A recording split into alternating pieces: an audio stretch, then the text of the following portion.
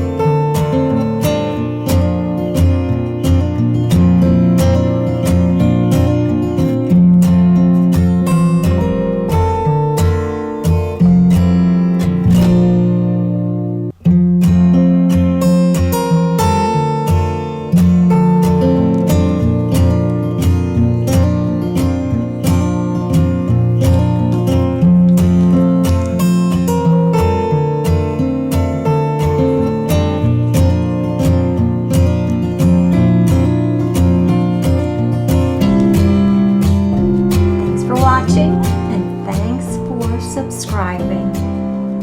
Visit my blog, juicybeautyword.com.